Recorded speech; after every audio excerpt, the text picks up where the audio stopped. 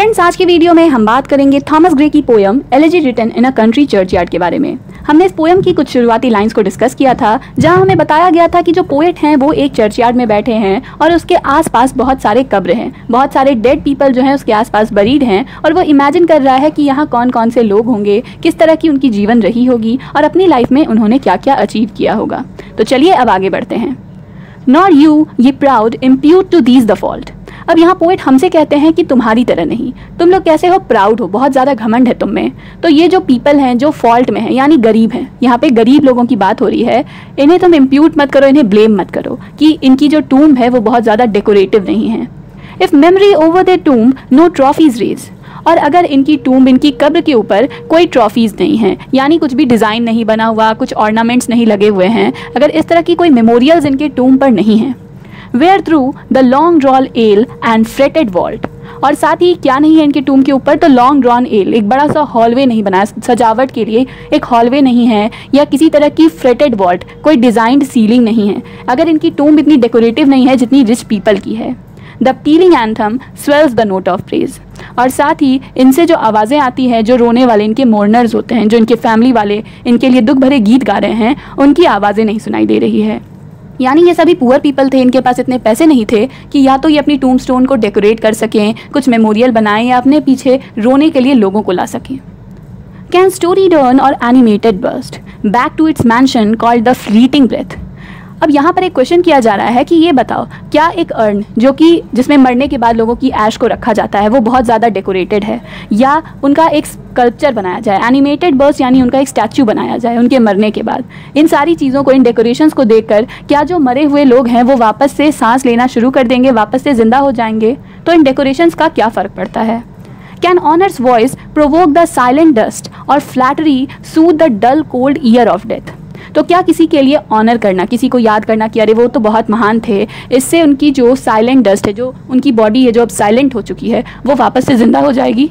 या जो उनकी फ्लैटरी करते हैं, उनकी तारीफ़ करते हैं कि अरे ये तो महान हुआ करते थे, चापलूसी करते हैं, उससे क्या मरे हुए लोग ज़िंदा हो जाएंगे? तो फिर क्यों तुम इन टूम स्टोन्स को जज कर रहे हो कि वो पुअर थे या रिच थे? Perhaps in this neglected spot is laid some heart once pregnant with celestial fire। हो सकता है कि यहाँ इस नेग्लेक्टेड जगह पर किसी ऐसे इंसान को दफनाया गया हो जिसके दिल में क्या थी, सेलेस्टियल फायर थी, यानी बहुत ज़्यादा पैशन था और वो हमेशा बहुत ज़्यादा पैशनेट रहता था, अच्छी चीज़ें करना चाहता था। Hands that the rod of empire might have swayed or walked to ecstasy the living liar। हो सकता है कि यहाँ पर कुछ ऐसे लोग रहे होंगे, ऐसे लोग दफनाए गए होंगे जिनके हाथ जो थे वो पूरी एक एम्पायर, एक साम्राज्य को रूल कर सकते थे। या हो सकता है कि उनकी जो लायर थी, उनकी जो म्यूज़िक थी, वो लोगों में एक्सटेसी जगा देती थी, यानी बहुत ज़्यादा वो काबिल थे म्यूज़िक और पोइट्री में, लेकिन ना वो ज़्यादा फेमस हो सके, ना ज़्यादा रिच हो सके। तो प्लीज़ तुम उन्हें जज मत करो कि यहाँ पर कैसे लोग हैं, क्या करते थे वो और किस तरह के वो हैं। But knowledge to their eyes her ample page. अब यहाँ पे बताया जा रहा है कि इतनी क्वालिटीज़ उनमें हो सकती है, लेकिन उनमें एक चीज़ ज़रूर मिसिंग रही होगी, और वो ये कि उनके पास नॉलेज नहीं होगा, वो पढ़ लिख नहीं पाते होंगे, उन्हें एजुकेशन नहीं मिली होगी। Rich with the spoils of time did never unroll. यानी कि उन्हें कभी पता नहीं चला होगा टाइम के बारे में कि हिस्ट्री में क्या कुछ हुआ, वो कभी हिस्ट्री जान नहीं पाए, कुछ सीख नहीं पाए। Chill penury repress their noble rage and froze the genial current of the soul. Chill penury यानी जो पेन्यूरी यानी पॉवर्टी, गरीबी जो थी, उनकी जो गरीबी थी उसने उनके अंदर की जो रेज थी, जो एक आग थी कुछ कर दिखाने की, उसे दबा कर रख दिया, आगे नहीं बढ़ने दिया। और जो करंट ऑफ द सोल थी, यानी उनकी दिमाग में जो उनकी सोल की जो थिंकिंग थी, जो उन्हें आगे बढ़ने के लिए मदद करती, क्रिएटिव बनाती, वो भी कहीं ना कहीं जम गई। तो इन सारी चीज़ों का ब्लेम किस पे दिया जा रहा है? लैक ऑफ एजुकेशन पे और उनकी गरीबी पे। इन दोनों चीज़ों ने उन्हें आगे कभी बढ़ने नहीं दिया, मगर हो सकता है कि वो बहुत ज़्यादा टैलेंटेड रहे हों। Full many a gem of purest ray serene, the dark unfathomed caves of ocean bear। अब यहाँ पे एक पोइट कह रहे हैं कि जो जेम्स होते हैं, जो प्योरेस्ट रे सीरीन होते हैं, यानी सबसे ज़्यादा चमकते हैं वो रोशनी में, वैसे जो जेम्स होते हैं वो ज़्यादातर कहाँ पाए जाते हैं? डार्क अनफैथम्ड केव्स में, यानी ओशियन के पास जो गुफाएं होती हैं, केव्स यानी गुफाएं होती हैं जहाँ सूरज की रोशनी तक नहीं पहुँचती, वो अनफैथम्ड होते हैं, उन्हें कोई ढूंढ नहीं पाया होता है। वहाँ पर जो जेम्स होते हैं वो सबसे ज़्यादा खूबसूरत होते हैं। तो बिल्कुल ये लोग भी ऐसे ही हैं, इन्हें कोई ढूंढ नहीं पाया, लेकिन इनमें शायद सबसे ज़्यादा क्वालिटीज़ रही होगी। Full many a flower is born to blush unseen and waste its sweetness on the desert air। यानी कई सारे फूल भी ऐसे होते हैं जो कि जन्म लेते हैं और खिलते हैं, लेकिन उन्हें कोई देखता नहीं है। वो यूं ही खिलते हैं और धीरे धीरे मुरझा जाते हैं एक डिजर्टेड जगह पर जहाँ कोई उन्हें देख भी नहीं पाता। तो इन लोगों के साथ भी शायद कुछ ऐसा ही हुआ होगा। Some village Hampden that with dauntless breast the little tyrant of his fields withstood। Friends, यहाँ हैम्पडन में बात हो रही है जॉन हैम्पडन की, जो कि एक पॉलिटिशियन थे और जो पुअर पीपल थे उनके हक के लिए उन्होंने काफ़ी लड़ाई की थी।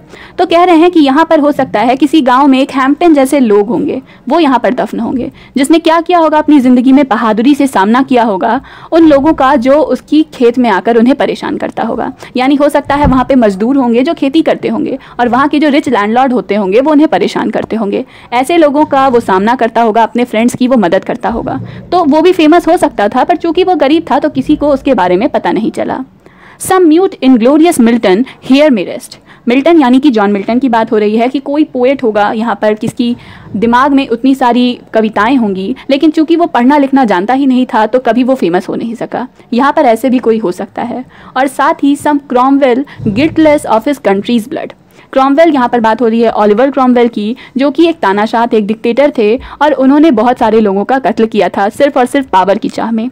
तो हो सकता है कि कोई यहाँ पर वैसा भी रहा होगा, लेकिन वो गिल्टलेस है, वो उसने कभी किसी को मारा नहीं। क्यों? क्योंकि उसे इस सारी चीज़ों के बारे में पता ही नहीं चला। वो कभी सीख ही नहीं पाया कि कैसे वो आगे बढ़ सकता है और किसी पर रूल कर सकता है। तो एजुकेशन और पॉवर्टी ने इतने सारे टैलेंटेड लोगों को आगे नहीं बढ़ने दिया, फेमस नहीं होने दिया। The applause of listening senates to command. साथ ही उन्होंने और क्या मिस किया, तो एप्लॉज, उनकी तारीफ करना। किन से? तो उन सेनेट से जिन्हें वो कमांड कर सकते थे, यानी वो पावरफुल हो सकते थे, डिक्टेटर हो सकते थे और उनके अंडर काम करने वाले जो सेनेट्स होते वो उनकी तारीफ करते। The threats of pain and ruin to despise. और साथ ही उन्होंने ये भी मिस कर दिया कि जब लोगों को तकलीफ होती है, उन्हें जो बर्बादी होती है, उससे एक तरह से जो घृणा फील होगी, जो डिफ़िकल्टी फील होगी, ये सारी चीज़ें तो उन्होंने कभी महसूस ही नहीं की। To scatter plenty over a smiling land. और किसी अच्छे वेल्दी कंट्री में जा करके सब कुछ स्कैटर करना, यानी सभी लोगों को कुछ कुछ देना, इतना रिच होना कि दूसरे लोगों में कुछ बांट आना। And read there history in a Nations eyes. और ऐसी ज़िंदगी जीना कि जो उनके सामने एक पूरा देश है वो सब उनकी ज़िंदगी को याद करें और वो हिस्ट्री में अपनी जगह बना लें। इस तरह की ज़िंदगी ये सभी लोग कभी जी ही नहीं पाए। यहाँ जो भी लोग दफनाए गए हैं उन्होंने इन सारी चीज़ों को मिस किया है। Their lot forbade. अब उनके जो लॉट हैं, यानी जो भी उनके तरह के लोग हैं, जो भी पुअर पीपल हैं, उन्हें इन सभी चीज़ों से फॉरबेड कर दिया गया, दूर कर दिया गया। Not circumscribed alone their growing virtues but their crimes confined. साथ ही ये जो पॉवर्टी है, जो गरीबी है, इन्होंने इनसे इनके वर्च्यूज़ नहीं छीने। अच्छी जो चीज़ें होती हैं, जो टैलेंट होता है, सिर्फ उन्हें ही नहीं रोका, बल्कि उन्होंने क्या किया, इन्हें क्राइम करने से भी रोक दिया। यानी इतने ज़्यादा गरीब थे कि ये कुछ गलत करने का भी सोच नहीं सकते थे। अपने टैलेंट को तो आगे नहीं ही बढ़ा पाए, अपनी क्राइम को भी आगे नहीं बढ़ा पाए। Forbade to wade through slaughter to a throne. उनकी जो ये गरीबी है, उन्होंने उसे रोक दिया कि वो थ्रोन पा सकें, यानी किंग बन सकें। उसके लिए जो उन्हें मार काट करनी पड़ती, जो जंग लड़नी पड़ती, वो भी ये नहीं कर सके। And shut the gates of mercy on Mankind. और ऐसा करने में उन्हें जो मर्सी फील करनी चाहिए वो उन्हें भूलना पड़ता। यानी अगर आप एक राजा बनना चाहते हैं तो आपको बहुत सारे लोगों को मारना पड़ेगा और इसका जो गिल्ट होता है ये आपको फील करना बंद करना होगा। लेकिन ये सारे लोग जो थे वो ऐसा नहीं कर पाए। क्यों? क्योंकि उनकी गरीबी, जो उनकी फाइनेंशियल सिचुएशन थी, वो उन्हें ऐसा करने की इजाज़त नहीं देती थी। The struggling pangs of conscious truth to hide to quench the blushes of ingenuous shame. यानी गरीबी ने इन्हें इतना परेशान कर दिया, इतना इन्हें रोक के रखा कि जो कुछ भी गिल्ट इन्हें फील होती थी वो भी इन्हें छिपा कर रखना पड़ता था। अपनी जो शेम जो इन्हें फील होती थी वो इन्हें दबा के रखना पड़ता था। किसी को ये बता नहीं सकते थे कि ऐसा करके इन्हें बुरा फील हो रहा है। और heap the shrine of luxury and pride with incense kindled at the muse flame. ये shrine of luxury and pride कौन हुए? जो रिच पीपल हुए। तो वहाँ जा करके उनकी वो तारीफ भी नहीं कर सकते थे। किस तरह से? तो म्यूज फ्लेम से, यानी पोइट्री से। क्योंकि इन्होंने कभी पोइट्री सीखी नहीं, पढ़ना लिखना सीखा नहीं, तो रिच लोगों की ये तारीफ भी सही से नहीं कर सकते थे कि वो कुछ फेवर ले सके। तो इस तरह से कह सकते हैं इनकी ज़िंदगी जो थी वो धीरे धीरे बहुत ज़्यादा बंद गई थी। कुछ भी कर नहीं सकते थे इसे बेटर करने के लिए वो। Far from the madding crowd's ignoble strife, their sober wishes never learn to stray। साथ ही जो मैडिंग क्राउड है, यानी जो रिच पीपल है, फेमस पीपल है, जिनकी जो चाहत है वो कभी ख़त्म नहीं होती, लगातार उन्हें और ज़्यादा चीज़ों की डिमांड रहती है, तो वैसे ये लोग बिल्कुल नहीं हैं। इनकी जो विशेज़, इच्छाएं हैं, बहुत सोबर हैं, सिंपल है और उनसे ये कभी हटते नहीं हैं। इन्हें लाइफ की जो नेसेसिटीज़ हैं बस उतनी ही चाहिए, कुछ ज़्यादा इनके डिमांड्स नहीं होते। Along the cool sequestered wheel of life, they kept the noiseless tenor of their way। यानी ये जो लाइफ है जो कि बहुत ही ज़्यादा सीक्वेस्टर्ड है, यानी कह सकते हैं बहुत शांत है और बिल्कुल अलग सी चलती है ये ज़िंदगी। उसमें ये क्या करते हैं, ये अपने खुद के रास्ते बनाते हैं जो कि बिल्कुल नॉइज़लेस होते हैं, शांत होते हैं। यानी इनकी ज़िंदगी में ज़्यादा शोरगुल नहीं है, एक सीधी सादी आराम की ज़िंदगी ये सभी लोग जिया करते थे। Yet even these bones from insult to protect some frail memorial still erected nigh। यानी ये जो बोन्स हैं यहाँ पर दफनाए गए, जो बचे खुचे रिमेन्स हैं इनके, उन्हें भी इंसल्ट ना फील हो, उन्हें बुरा ना लगे, इससे उन्हें बचाने के लिए यहाँ पर कुछ छोटे मोटे मेमोरियल्स बनाए गए हैं। यानी इनकी टूम को बिल्कुल कंप्लीट अकेला नहीं छोड़ा गया है, कुछ डेकोरेशंस हैं यहाँ पर। With uncouth rhymes and shapeless sculpture decked.